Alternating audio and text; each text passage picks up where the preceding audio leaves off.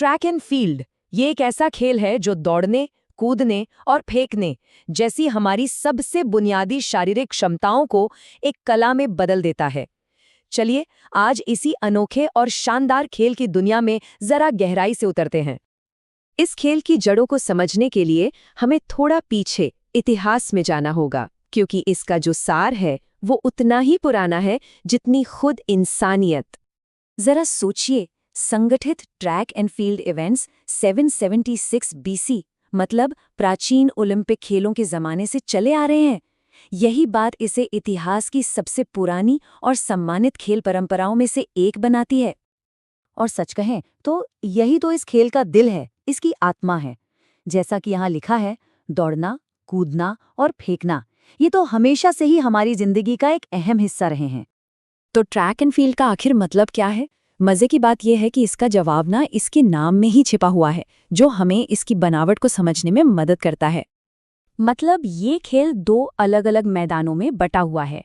एक तरफ है ट्रैक, जो दौड़ की रफ्तार और स्टैमिना का मैदान है, और दूसरी तरफ है फील्ड, जहां कूदने और फेंकने की जबरदस्त ताकत का प्रदर्शन होता है। तो चलिए सबसे पहले ट्रैक पर चलते हैं, जहां सब कुछ सिर्फ और सिर्फ रफ्तार का खेल है। ट्रैक इवेंट्स की शुरुआत होती है स्प्रिंट से। ये वो रेस है जो कुछ ही सेकंड में इंसान की स्पीड की हर हद को परख लेती हैं। ये एकदम शुद्ध, विस्फोटक ताकत और टेक्निक का एक शानदार टेस्ट है। और ये जो स्टार्टिंग पोजीशन है ना, यहीं से सारा खेल शुरू होता है। स्प्रिंटर्स स्टार्टिंग ब्लॉक्स में झुककर शुरुआत करते हैं ताकि वो पहले ही कदम से जूम रॉकेट जैसी रफ्तार पकड़ सकें। लेकिन जैसे ही हम ट्रैक पर फासला बढ़ाते हैं, पूरा का पूरा खेल ही बदल जाता है। यहाँ सिर्फ तेज रफ्तार से काम नहीं चलता, बल्कि कुछ और भी चाहिए होता है। लंबी दूरी की दौड़ में बात सिर्फ भागने की नहीं होती, ये तो एक तरह का दिमागी खेल है। कब रफ्तार बढ़ानी है, कब ताकत बचानी है, और फिनिश लाइन के लिए वो आखिरी जोर कब लगाना है। लेकिन जरा सोचिए, क्या हो अगर स्प्रिंटिंग की तूफानी रफ्तार में कूदने का हुनर भी मिला दिया जाए। बस वहीं से शुरू होता है बाधा दौड़, यानी हर्डल्स का रोमांच। ठीक है, तो अब ट्रैक से हटकर स्टेडियम के बिल्कुल बीच में चलते हैं, जहां फील्ड इवेंट्स का एक्शन इंतजार कर रहा है। यहां पर फोकस दौड़ने के स्टैमिना से हटकर एकदम से पैदा की गई ताकत और बिल्कुल सटीक टेक्निक पर आ जाता है। फील्ड इवेंट्स में सबसे पहले बात करते हैं जंप्स की, जहां एथलीट्स सीधे सीधे ग्रेविटी को चैलेंज करते हैं, चाहे वो दूरी नापने के लिए हो या फिर ऊंचाई। तो देखिए, कूदने वाले इवेंट्स में दो ही मेन मकसद होते हैं। लॉन्ग जंप में सवाल ये है कि कोई कितनी दूर छलांग लगा सकता है, और हाई जंप में चुनौती ये है कि वो कितनी ऊंचाई को पार कर सकता है। दोनों में ही रफ्तार और सही टाइमिंग की कला चाहिए।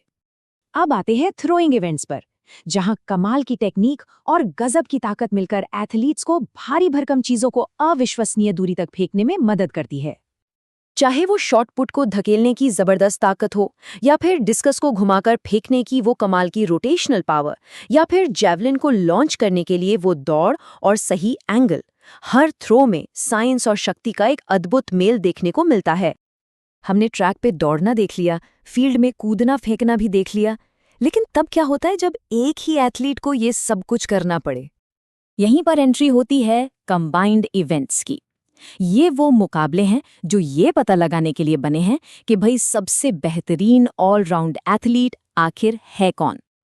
और पुरुषों के लिए इस चुनौती का सबसे ऊंचा पहाड़ है डेकाथलॉन। एक नहीं, दो नहीं, बल्कि पूरे 10 इवेंट्स का एक महामुकाबला।